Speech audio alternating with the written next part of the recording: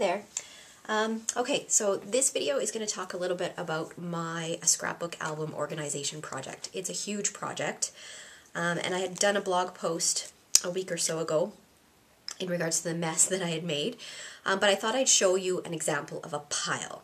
So what I've done is I've gone through and I've taken out all my layouts out of all of my scrapbook albums because I'm not a chronological scrapbooker, and I was not filing them after completing them in chronological order.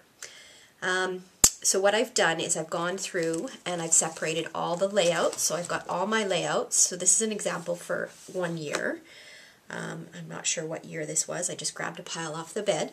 So I've got all my layouts. I've got maybe some supplies that I had put aside for some specific photos. I've got those in there.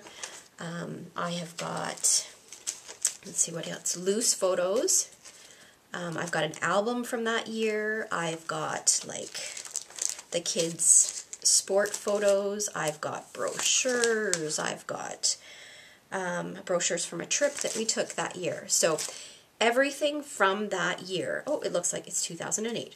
So everything from that year is all in a pile. And then what I've done, I'm going to set this aside here, show you the next step. Okay, and then what I did was I decided what style of album I was going to use. And this is actually, I'm choosing a ring album, and I've chosen Stampin' Up's linen albums. I love them. They come in a few different colors, but you can decorate the front. So you can stamp on them, but you can also use your iron-on transfers. So this was created using Stampin' Up's My Digital Studio program. And I printed it off onto an iron-on transfer and then ironed it on, and it turned out quite nicely. So this, for example, is Jordan's school album, and then I've got a little tag that I made to match, added some ribbon to make it a little bit prettier, and so this will be her kindergarten to grade 12 album, and inside, it's not fully done yet, it's just organized. So basically what I've done is I've got her school photo on the one side, and then I've got report cards in between, and then her class picture here. So this would be for kindergarten, and then there's one for grade 1, and all the way up till she finishes grade 12. So that's what I'll do for each child for their school albums. And then I will have one for different trips that we may have taken as well. So this obviously is my Disney album. So this, what I did was I used some acrylic paint and just cut circles.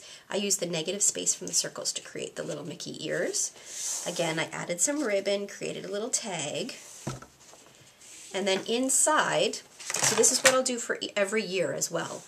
I just happen to have the theme one done so that I can show you.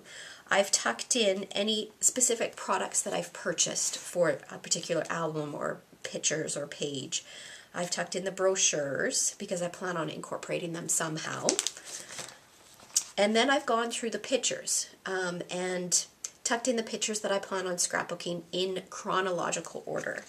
Now, I'm not going to scrapbook all the photos. The ones that I did want to scrapbook, I put in the page protectors here. But then the ones that let me open this up so you can see here. The ones that I knew that I wanted to keep together but did not want to scrapbook, I added into divided page protectors. So it's all together. It keeps everything nice and organized so that when the kids want to look at their albums, all the pictures are together. So I don't have some layouts done in one album and then some in a photo album. Everything will be all together and organized. So then you can see how I've incorporated some traditional pages as well.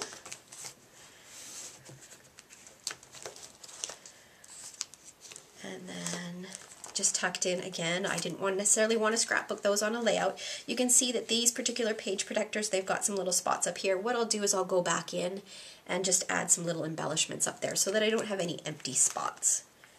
And these, I want to scrapbook these photos, so that's there so that I know that that's what that layout's for. Again, some more supplies that I had purchased for the layouts.